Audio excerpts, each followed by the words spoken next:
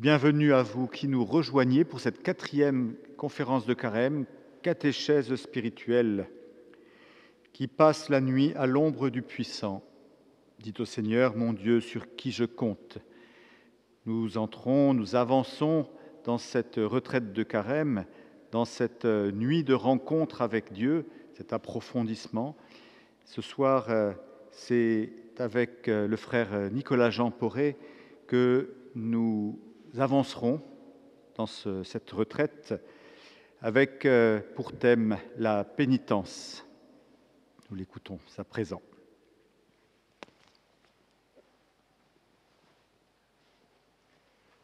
Au nom du Père et du Fils et du Saint-Esprit. Amen. Je vous parle, frères et sœurs, des frères du couvent qui sont face à moi, et puis vous, frères et sœurs qui nous écoutez à travers les ondes.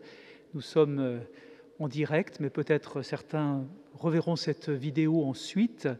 Donc nous sommes en ce carême 2021 avec un sujet dont j'ai un peu conscience qu'il n'est pas très excitant, très affriolant. Peut-être d'ailleurs n'y a-t-il personne en ce moment derrière les écrans, alors que j'imagine comme curé aussi de notre paroisse Notre-Dame du Rosaire que peut-être malgré tout certains paroissiens nous entendent.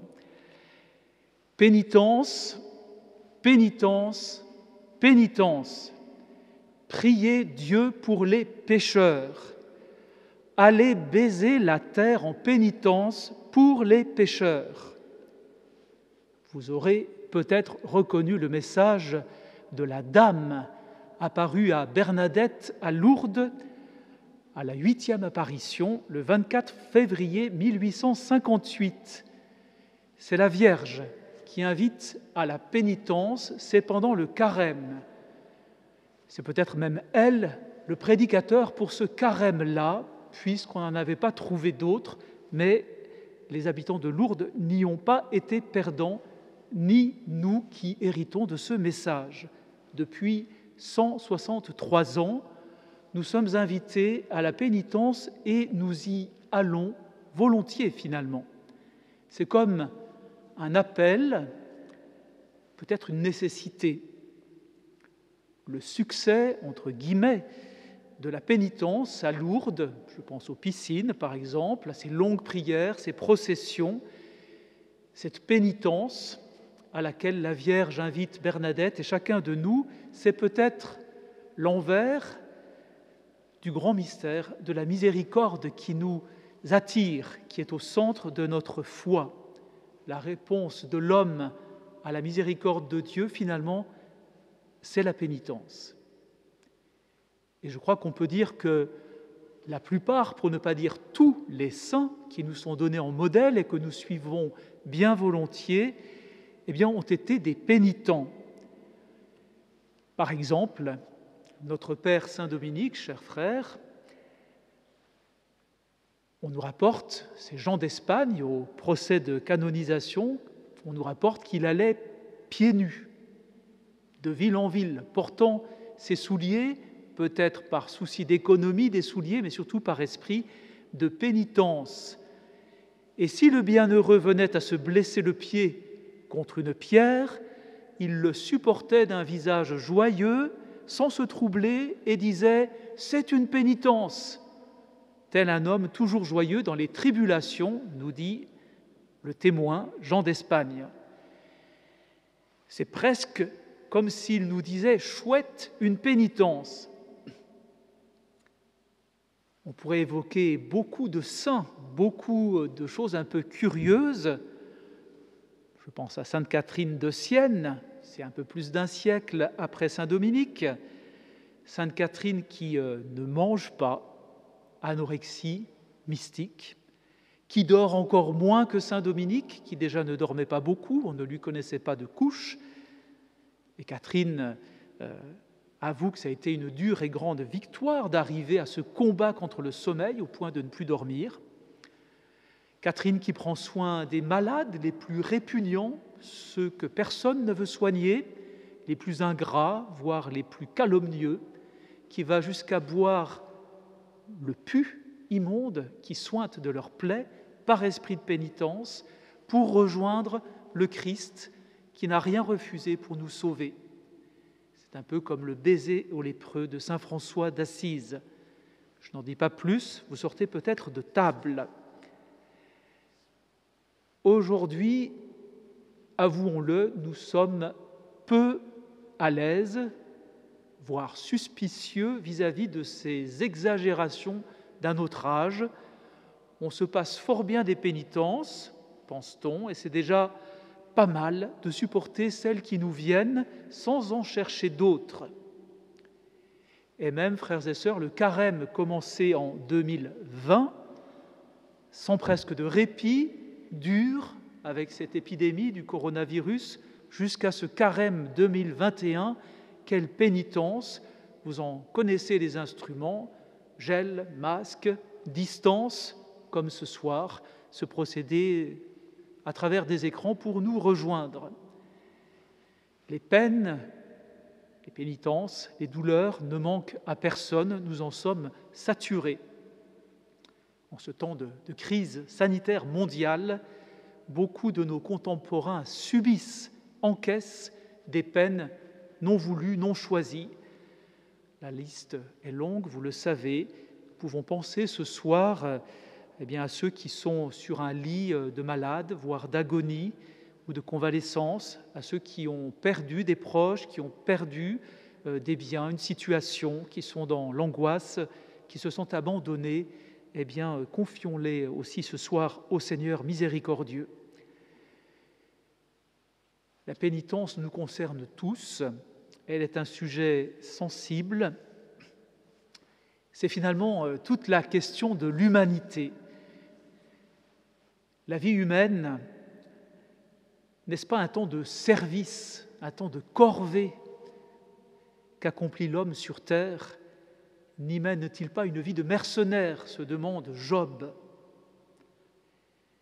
En ce temps de carême, le Seigneur et l'Église nous invitent à la prière, au jeûne, à l'aumône, autrement dit à la pénitence, sans phare ni trompette. Alors, pour préciser un peu, qu'est-ce qu'on veut dire par ce mot pénitence? Pénitence. Je ne suis pas tout à fait certain de l'exactitude scientifique de ce que je vais vous dire, mais j'ai retenu depuis très longtemps une leçon que un de nos professeurs nous donnait ici à Toulouse, jadis, sur ce terme qui m'a toujours habité, que j'aime, non pas le terme, ni peut-être tous les exercices, mais cette petite étymologie. En latin, pénitence, c'est penitentia. Mais voici qu'il y a deux orthographes pour penitentia. Soit nous l'écrivons P-O-E, penitentia, soit P-A-E, paenitentia. Si c'est poenitentia, il y a le mot peine. Et c'est surtout cette orthographe qui est attestée. J'ai regardé dans l'index Thomisticus, vous savez, c'est tous les écrits de saint Thomas en un clic. Il y a 3843 fois dans toute son œuvre le mot poenitentia qui recèle l'idée de peine. Et c'est souvent comme ça qu'on l'entend, et c'est pour ça qu'on ne l'aime pas trop, ce terme. Et puis seulement 22 fois, contre 3843, 22 fois seulement paenitentia, et pourtant c'est beaucoup plus acceptable, et peut-être cela aussi correspond plus à la vérité de cette disposition, de ce que j'appellerai tout à l'heure une vertu de pénitence. Paenitentia, c'est paene, c'est-à-dire presque en latin, et puis en forçant un petit peu, tensia, c'est le fait de tendre pour atteindre presque. La pénitence consisterait à tendre vers Dieu pour l'atteindre presque, en nous dégageant de tout ce qui nous retient d'aller plus directement vers lui. Allons de l'avant avec joie en pensant à notre Sauveur. On prête ce petit mot à saint Dominique en voyage avec ses frères. C'est un peu cette idée-là, paene, tendere, penitentia, tendre pour atteindre presque, allons de l'avant avec joie en pensant à notre Sauveur. Et puis, dans le même sens, Saint Paul, rien que lui, Saint Paul, dans son épître aux Philippiens, chapitre 3, verset 10, dit, comme idéal de la vie chrétienne, le connaître, lui, Jésus, avec la puissance de sa résurrection et la communion à ses souffrances, lui devenir conforme dans sa mort, afin de parvenir, si possible, à ressusciter d'entre les morts. Non que je sois déjà au but, dit saint Paul, ni déjà devenu parfait, mais je poursuis ma course pour tâcher de saisir, ayant été saisi moi-même par le Christ Jésus. Il dit, je vais droit de l'avant, tendu de tout mon être, et je cours vers le but, en vue du prix que Dieu nous appelle à recevoir là-haut, dans le Christ Jésus. Voilà une belle manière, je crois, de décrire la pénitence au sens moins attesté, orthographiquement parlant, mais je pense plus fort pour notre réflexion de ce soir. Si nous allons un peu plus en avant dans la recherche du sens des mots, vous savez que quand on lit la Bible, il faut aussi affronter la grande langue qu'est l'hébreu. Eh bien, il s'avère qu'en hébreu, pour dire la pénitence, il y a deux verbes. Le verbe « shub » qui signifie changer de route, retourner, rebrousser chemin pratiquement, ou se retirer, se dégager. Et cela rend assez bien l'idée de se tirer d'une situation mauvaise, négative, le péché, l'idolâtrie. C'est le mot principal, « shub », qu'on retrouve à longueur d'Ancien Testament, pour dire ce changement, ce retour, pour passer d'une pénitence peut-être tout extérieure, où peut demeurer pas mal de choses, de l'endurcissement du cœur, parce que c'est ça le problème, la nuque raide, à une authentique version, revenir. Dans l'Ancien Testament, on a un thème qu'affectionne notre frère Édouard, qui parlait il y a 2 semaines, c'est la circoncision du cœur. C'est ce retour. Il y a ces mots, notamment sous la plume de Jérémie au chapitre 4. « Si tu reviens, Israël, oracle du Seigneur, si tu reviens à moi, si tu ôtes de devant moi tes horreurs, si tu ne vagabondes plus, si tu jures par le Seigneur vivant, en vérité, droiture et justice, alors les nations se béniront en lui elles se glorifieront. Circoncisez-vous pour le Seigneur, ôtez le prépuce de votre cœur endurci. » Voilà ce premier grand verbe en hébreu, shub, revenez, reviens Israël, et puis cette idée de la circoncision du cœur. Et puis un autre verbe en hébreu pour dire aussi se repentir, se rétracter, changer de pensée. C'est un terme qu'on va voir dans le Nouveau Testament en grec, la métanoïa, dans un instant. Mais voilà, se rétracter, changer de pensée. Et curieusement, dans la Bible, ce verbe naham, le deuxième terme, changer de pensée, se repentir, il veut aussi dire consoler. Il s'agit souvent de Dieu qui se rétracte, il se repent par exemple, il fait pénitence d'avoir créé l'homme. Ça ne nous plaît pas trop, c'est avant le déluge.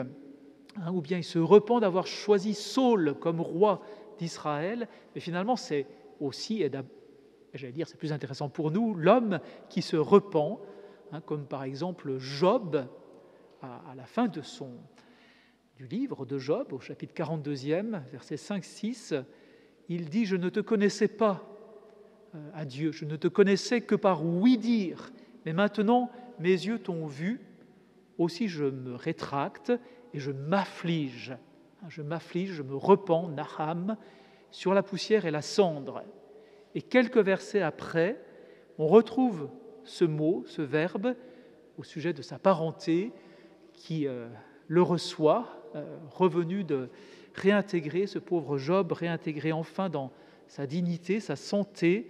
Et là, les siens s'apitoyaient et le consolaient. Le consolaient, c'est le même terme que le mot « je m'afflige ».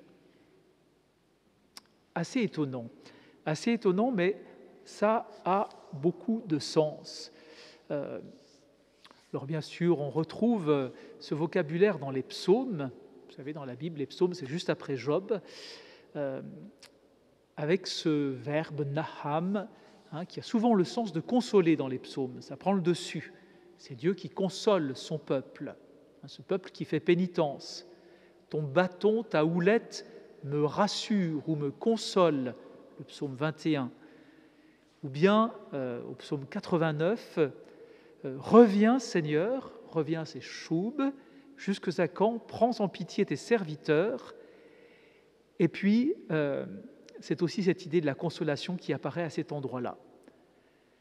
Mais surtout, sur ce terme de Naham, il y a ce grand et beau passage qui est au début du Deutéro-Isaïe, c'est-à-dire le chapitre 40 d'Isaïe, qui commence par « Consolez, consolez mon peuple, Nahamu, Nahamu, Hami, dit votre Dieu. Parlez au cœur de Jérusalem et criez-lui que son service est accompli, que sa faute est expiée, qu'elle a reçu de la main du Seigneur double punition pour tous ses péchés. » Eh bien, voyez-vous cette invitation, consolez, consolez mon peuple, qui donne le ton, c'est au moment du retour d'exil à Babylone, à la fin de ce long moment de pénitence. Eh bien, consolez, ça y est, Israël a suffisamment souffert, a été suffisamment humilié, ça suffit. Comme le bourreau à qui on dit ça suffit. Comme les yeux de l'esclave vers le maître, c'est ce sens-là. Les yeux de l'esclave vers le maître pour que le maître dise « ça suffit ». Eh bien, ce thème et cette citation pratiquement d'Isaïe se retrouve au début de l'Évangile. Alors, pas explicitement cette citation, mais ce qui est juste à côté, à savoir Jean-Baptiste, la voix qui crie dans le désert. Parce que cette voix qui crie dans le désert, on l'a vu avec quelques-unes des fraternités paroissiales cette année, avec ce retour vers la terre après l'exil, eh bien, c'est le chemin du désert qui s'ouvre, consolez mon peuple, et c'est la voix qui crie dans le désert, rendez droit les chemins du Seigneur. C'est cette grande idée-là qui sous-tend la prédication de Jean-Baptiste, qui invite aussi à accueillir le salut que Dieu fait par celui qui vient derrière Jean-Baptiste. Voilà, pour résumer peut-être sur ces termes un peu difficiles peut-être en cette soirée, donc chouv signifie plutôt le fait de se dégager, de s'éloigner d'une mauvaise situation, de la révolte, l'endurcissement du cœur, tout ça, le péché. Et Naham évoque plutôt la voie nouvelle qui s'ouvre maintenant sur fond de consolation, par-dessus toute offense et toute punition. Donc finalement, cette idée biblique de la pénitence rejoint un peu cette idée qu'on voit chez saint Paul de tendre vers une vie nouvelle, une consolation, un chemin où Dieu est présent après l'exil du péché, l'exil à Babylone. Est-ce que je parle trop vite, mes frères ? Ça va ? Parce qu'on me le reproche parfois. Alors je ne veux pas que les paroissiens, les auditeurs en pâtissent. Un deuxième point de vue qui va nous retenir plus longuement, l'attitude profonde en nous de la pénitence. Je développe pas trop davantage dans le Nouveau Testament, il faudrait toute la nuit, mais cette attitude qu'on appelle une vertu. J'évoquais Jean-Baptiste pour parler du Nouveau Testament, se repentir, mais on le retrouve tout au long du Nouveau Testament jusqu'à l'Apocalypse, où l'ange de l'église de Thyatire demande que Thyatire se repente des perversions de Jézabel, tout ça, c'est le temps de la métanoïa. Je vous avais annoncé que je parlerais un petit peu de la métanoïa, c'est métanoïa, en grec, méta, c'est un changement, et noia, noos, c'est la pensée, changer de pensée. Eh bien, cette idée d'une métamorphose intérieure, d'un renouvellement de notre jugement. On le retrouve par exemple chez saint Paul aussi, Romains 12, 2. Mais je veux parler de la vertu, cette attitude profonde. Essayons de venir à une sorte de réflexion. Qu'est-ce que c'est en nous que cette métanoïa? Comment ça est en nous? Je sais que pour vous, la pénitence, c'est peut-être d'abord un sacrement, le sacrement de réconciliation, de confession et de pénitence, un sacrement difficile. Le Père Revel, qui a jadis prêché dans cette église, qui n'est plus de ce monde, dit que ça a toujours été un sacrement en crise, le sacrement de pénitence. Alors peut-être on finira sur une petite évocation pour vous inviter à la fréquentation de ce sacrement tout à l'heure, mais je veux en venir à cette attitude de la pénitence comme une attitude de fond en nous, presque un état, un statut. On peut dire qu'un chrétien, une chrétienne, c'est un pécheur pénitent, un pécheur qui s'est détourné du mal, qui lutte sans cesse pour s'en détacher, qui cherche à rénover, à circoncire son cœur pauvre et incertain, à le rendre semblable au cœur de Jésus. Apprenez de moi que je suis doux et humble de cœur, dit Jésus dans Matthieu 11. Il y avait même autrefois des ordres de la pénitence. Il y avait les pénitents noirs, les pénitents blancs, les pénitents bruns. Finalement, tous les religieux signifient aussi cette dimension et ce statut pratiquement de la pénitence au cœur de l'Église. Il y avait des confréries de pénitents, même pour les laïcs. Et puis, il y avait la pénitence publique aussi, avant qu'il y ait le sacrement de confession. C'est un statut d'être pénitent pendant plusieurs années à la suite d'un péché. Bref, nous sommes tous, dans le fond, des PPPP, c'est-à-dire des pauvres petits pécheurs pardonnés. Nous sommes des pénitents, pour encore ajouter un 5e P. Alors, je vais un petit peu m'inspirer et suivre l'enseignement de saint Thomas d'Aquin. Dans ce couvent saint Thomas d'Aquin, c'est un peu légitime, qui nous parle de la vertu, de pénitence. D'abord, on pourrait se dire qu'est-ce que c'est qu'une vertu? On ne va pas faire tout le catéchisme, mais une vertu, c'est une sorte d'habit intérieur, c'est une disposition stable en nous. En latin, on dit un habitus. Ça ne peut pas se traduire par une habitude, parce qu'une habitude, c'est souvent quelque chose qui s'est imposé à soi, malgré soi, tandis que l'habitus, la vertu, c'est quelque chose qu'on va cultiver, acquérir, faire grandir en soi. Et on peut se demander si la pénitence est une vertu, quelque chose qui nous habille à l'intérieur, qui nous habilite, qui nous rend habiles pour poser des actes vertueux de pénitence. Eh bien, saint Thomas il commence par dire que la pénitence, c'est une douleur, une tristesse par rapport à quelque chose de ma vie passée dont je ne suis pas très fier. Et il dit, ce n'est pas tant une douleur sensible, encore que, les pleurs sont souvent là, mais il dit, c'est plutôt une douleur consentie. Il dit que le pénitent, saint Thomas dit que le pénitent se décide à une douleur modérée de ses péchés passés avec l'intention de les écarter. C'est presque une définition à noter. Le pénitent se décide à une douleur modérée. Ça nous fait peut-être un peu sourire, une douleur modérée de ses péchés passés.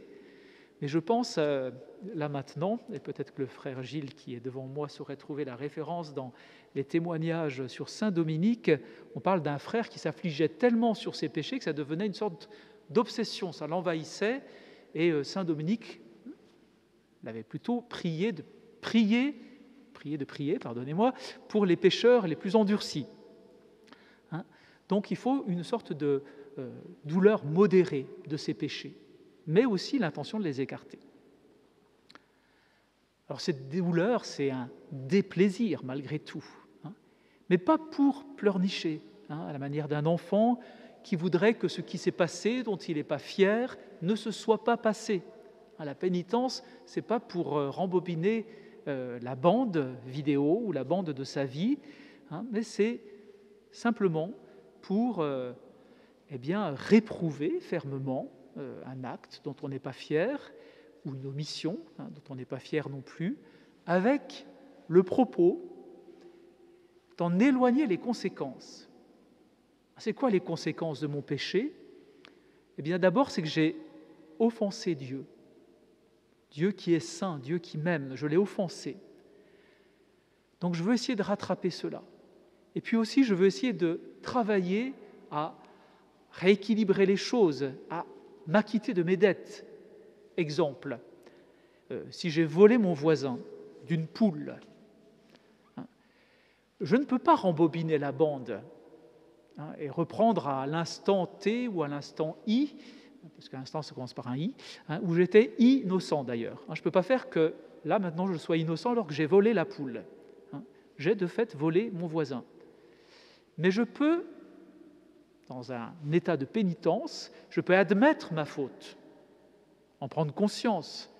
Je peux envisager de me réconcilier avec mon voisin. Mais ça signifie aussi que je vais faire en sorte de lui rendre sa poule ou une autre poule si je l'ai déjà mangée. Et peut-être qu'à travers ce travail de pénitence, la relation avec ce voisin deviendra bonne et meilleure. L'exemple de la poule est un peu futile, mais vous pouvez penser aux chrétiens d'Irak que le pape vient de visiter et qui ont du mal à imaginer qu'ils vont pouvoir revenir vivre là où ils ont été persécutés. Quand la femme pécheresse, dans Luc au chapitre 7, verset 36 et suivant, cette femme que la tradition identifie à Marie-Madeleine, ce qui me va assez bien, quand la femme pécheresse s'approche de Jésus par derrière, je ne sais pas si vous vous souvenez de ce beau passage, Luc 7, 36, elle a pris soin de prendre un albâtre, un vase d'albâtre de parfum. A-t-elle décidé d'une douleur modérée de s'écarter de son péché ? Qu'est-ce qui la pousse ? N'est-ce pas peut-être d'abord la charité que Dieu met dans son cœur, qui travaille en elle. Elle a conscience que ses péchés sont expiables. Elle l'aura pressenti. Je ne sais pas, ce n'est pas dit dans l'Évangile, mais c'est assez curieux qu'elle soit venue à ce repas où Jésus était invité chez un pharisien.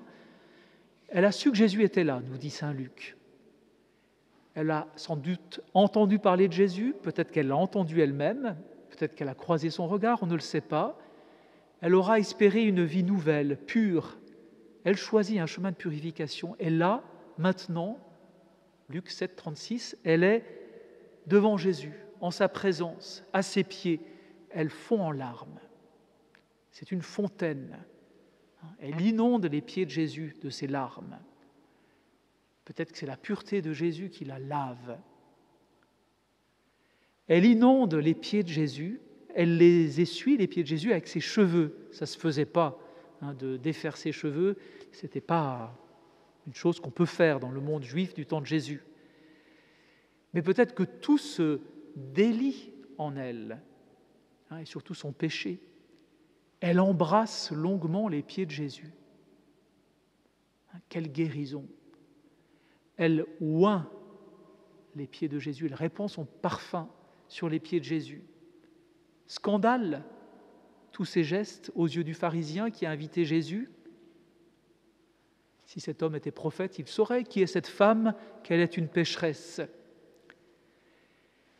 Ses péchés, et il y en a beaucoup, lui sont remis, dit Jésus, parce qu'elle a beaucoup aimé.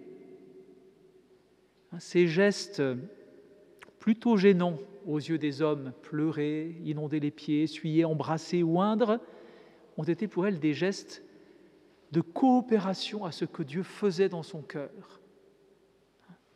Des gestes de pénitence, de pardon. L'amour suffisait pour qu'elle soit pardonnée. L'amour emporte tout, il brûle tout. Il a été cet amour, selon toute la tradition et selon l'Évangile, à son paroxysme dans cette rencontre, l'amitié qui naît entre elle et Dieu. C'est le chemin de la sainteté.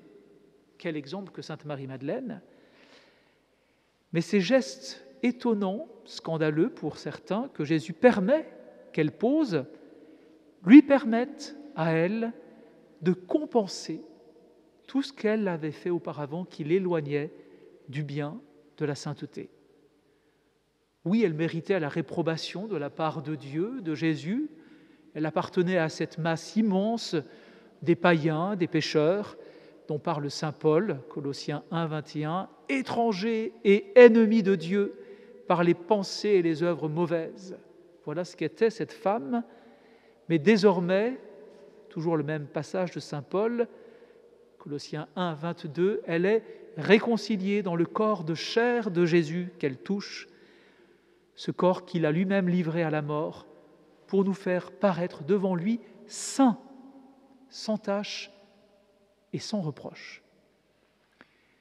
Et voyez-vous, pour toute la tradition, pour saint Thomas d'Aquin, les gestes de pénitence nous permettent de réparer, de nous réconcilier avec Dieu, mais aussi de réparer, de compenser, de témoigner de notre volonté de nous racheter, de notre sincérité à quitter le mal, à nous attacher au bien. On pourrait dire à protester de notre attachement au Seigneur. Le pharisien, lui, qui avait invité Jésus, n'avait rien fait pour Jésus. Il y a toute une liste. Lui, il est complètement dans les gestes barrières. Avant l'heure, il n'embrasse pas Jésus, il ne lui lave pas les pieds ni les mains, il ne verse pas de parfum sur la tête. Jésus le lui signale qu'il n'a pas fait tout ça. Cet homme-là, il se sent, comme un bon pharisien qu'il est, quitte par rapport à Dieu. Il observe la loi, il est en règle. Eh bien, en réalité, nous ne sommes jamais quittes par rapport à Dieu, par rapport à celui qui nous a aimés le premier, dont nous sommes les créatures.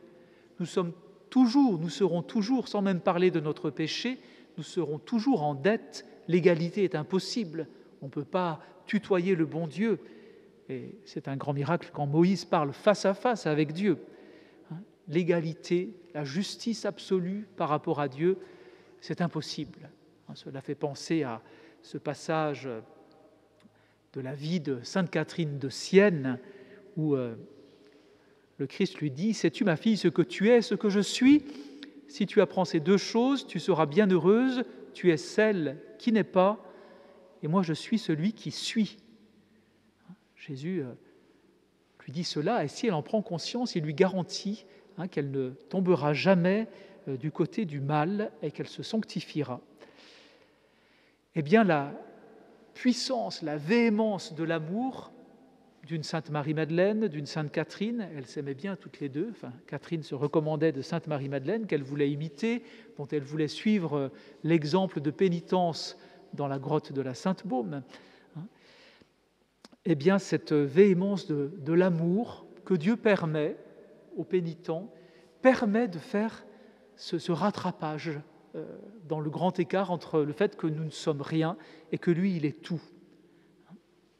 Et c'est un peu ça que signifiait aussi ce mot hébreu que je présentais tout à l'heure, Naham, le retour à Dieu manifeste la distance, mais il nous met aussi en chemin, en orientation vers lui, et il nous permet aussi d'envisager, de régler notre dette, de réparer, et même le terme connote l'idée de vengeance. On se venge par rapport à soi-même, avec la part de moi-même qui s'est détournée de Dieu. J'essaye de rattraper, de racheter.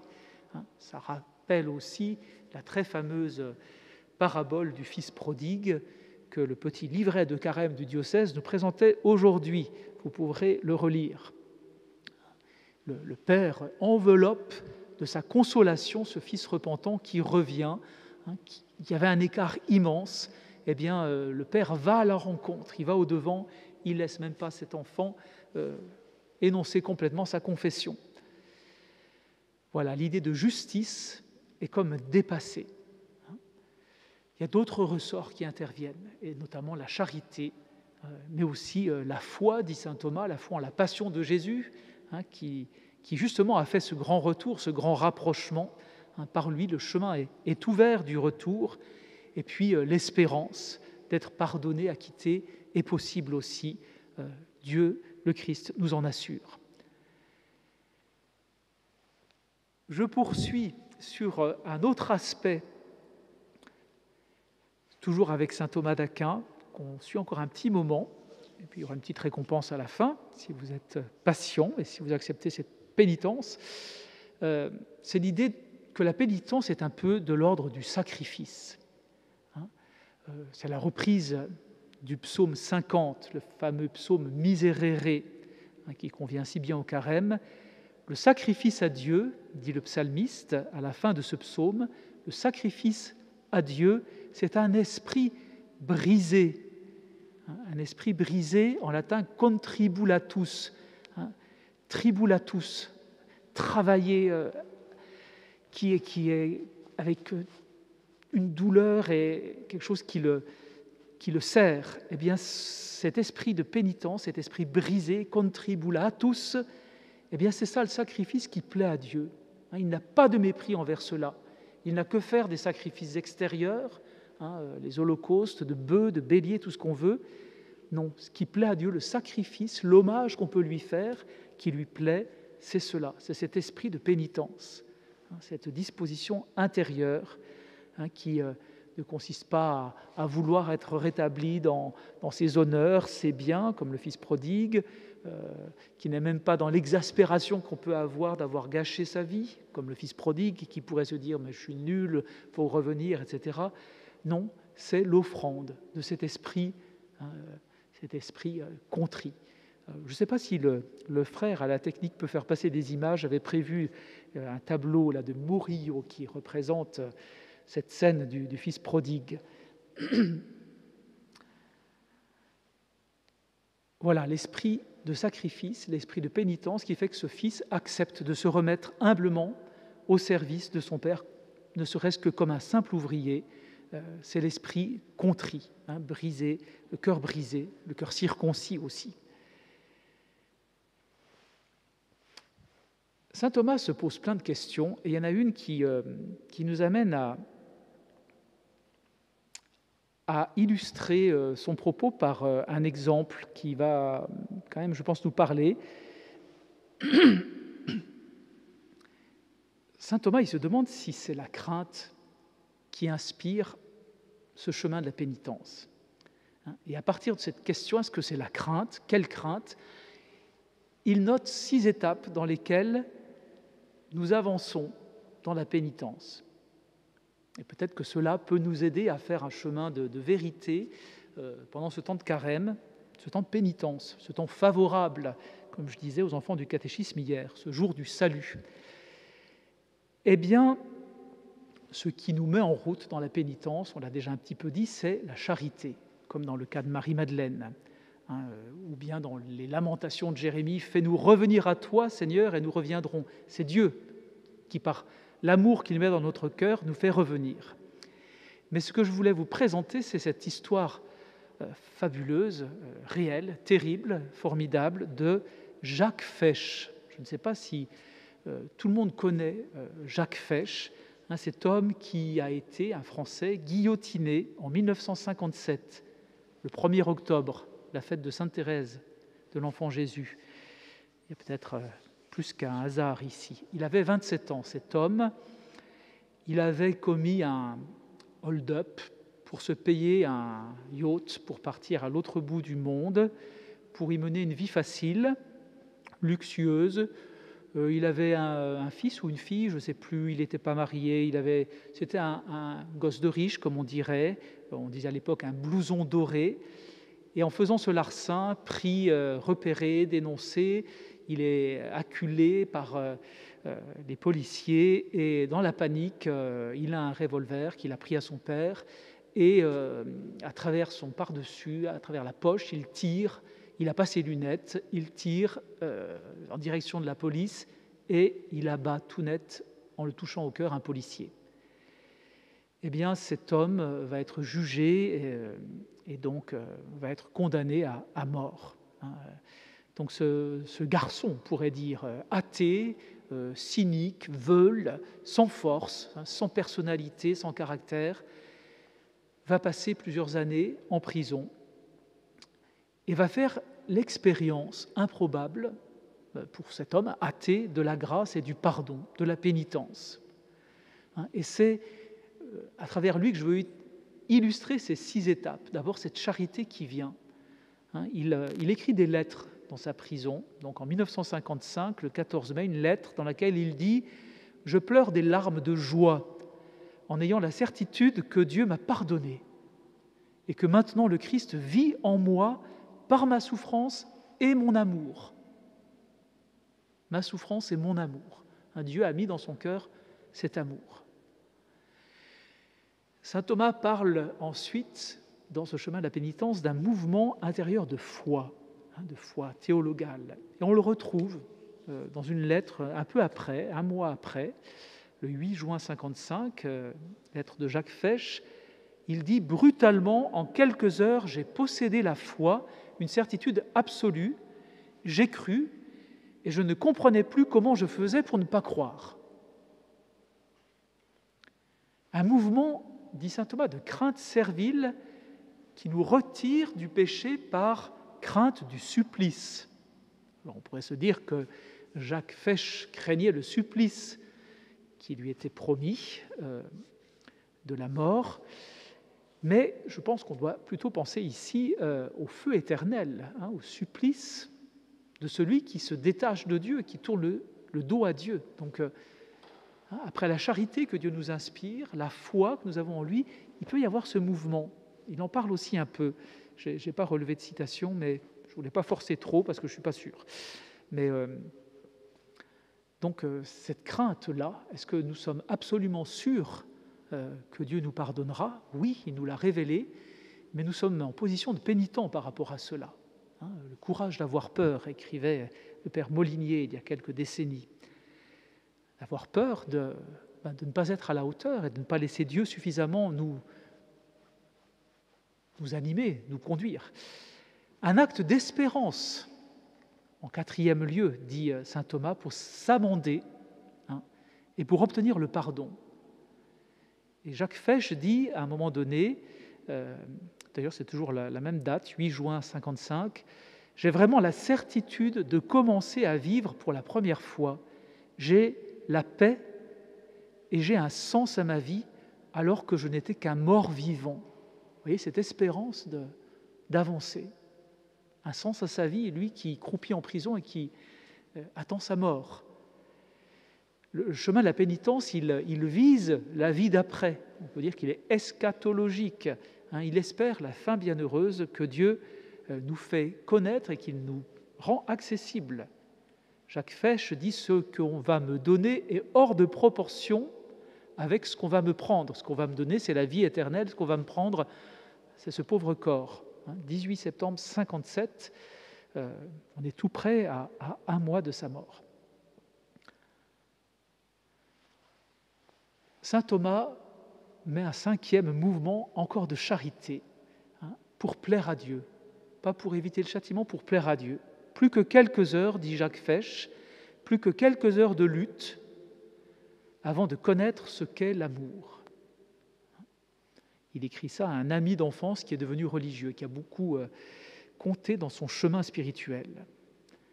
Et puis, le dernier mouvement, c'est un mouvement, dit saint Thomas, de crainte filiale. On se situe par rapport à Dieu comme un fils, comme une fille. Jacques Fesch dit « Je verrai l'amour. Dans 5 heures, je verrai Jésus.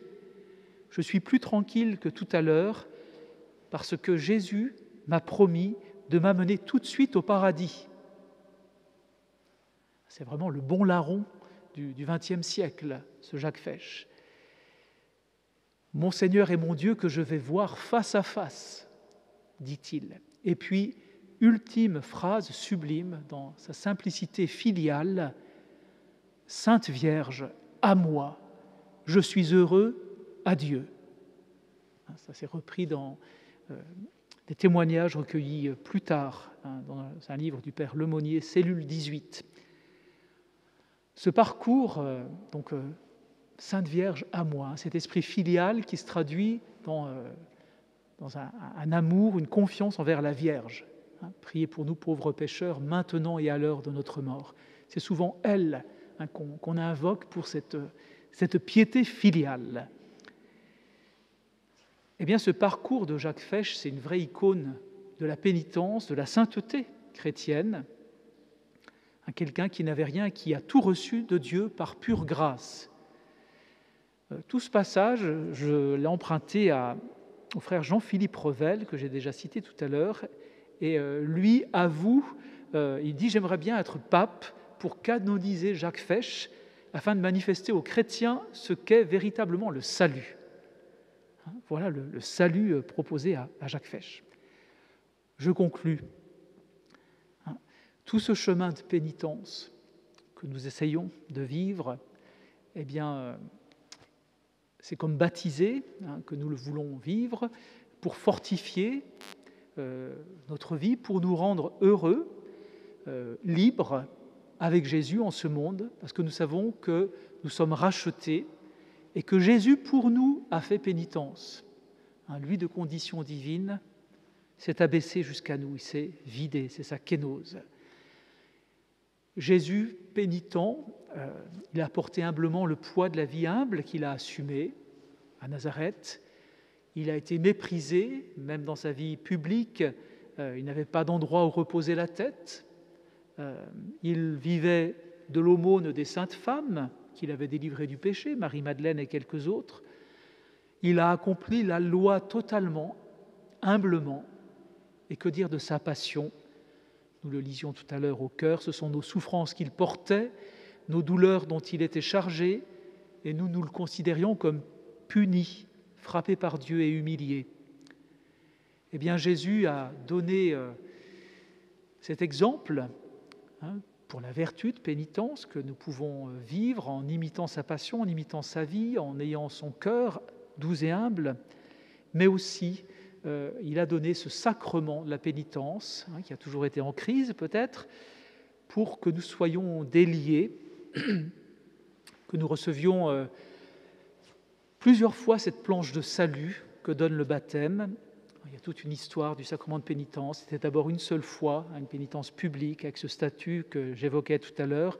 Et puis, à partir du VIe siècle, en Irlande, peu à peu s'est mise en place cette confession, surtout chez les moines, et puis après chez les laïcs, où on recevait un conseil et une pénitence pour les péchés qu'on avait faits. On retrouvait l'intégration dans la communauté. Ça a eu un grand succès. Et aujourd'hui, c'est cette forme de pénitence que nous vivons pour accueillir la miséricorde du Christ, pour être des bons larrons.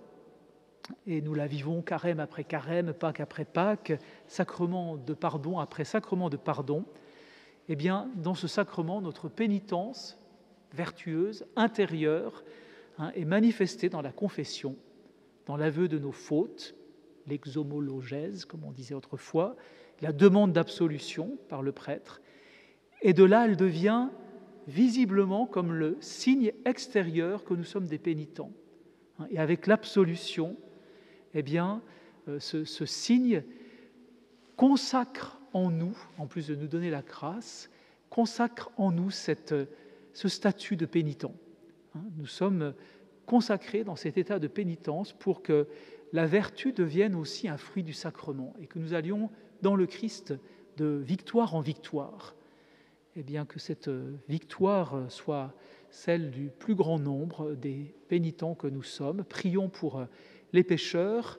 Mon Dieu, ma miséricorde, que vont devenir les pécheurs, disait saint Dominique. Ayons ce souci de nous affliger de nos fautes, mais aussi de prier et de faire toutes sortes de démarches, à commencer par la mission, l'évangélisation, pour ceux qui ne connaissent pas ce trésor du pardon en Jésus-Christ. Je vous souhaite bonne fin de carême, puisque nous sommes arrivés au milieu, à la mi-carême. Que le Seigneur bénisse la suite de votre chemin. Merci à tous d'être venus jusque dans notre église, l'église des Dominicains de Toulouse, l'église Notre-Dame du Rosaire. C'était en effet la 4e semaine de carême, et la semaine prochaine, nous serons encore dans le carême, mais la conférence sera donnée en cette église le jour de la Saint-Joseph, enfin la veille de la Saint-Joseph, c'est-à-dire qu'il y aura sans doute un petit décalage pour commencer un peu plus tard qu'aujourd'hui, puisque l'office qui précède notre conférence est un peu plus long pour une solennité comme la Saint-Joseph. Ce sera avec le frère Gilles d'Enroc, conversion dans Laudato Si. Ce sera un bon jour finalement pour d'y retrouver, parce que la conversion de Laudato Si, c'est un mouvement en avant. Une fête comme le Saint-Joseph est un mouvement en avant tout particulièrement. Mais vous l'avez entendu, la pénitence aussi est un mouvement en avant. Eh bien, que Dieu vous bénisse et à bientôt.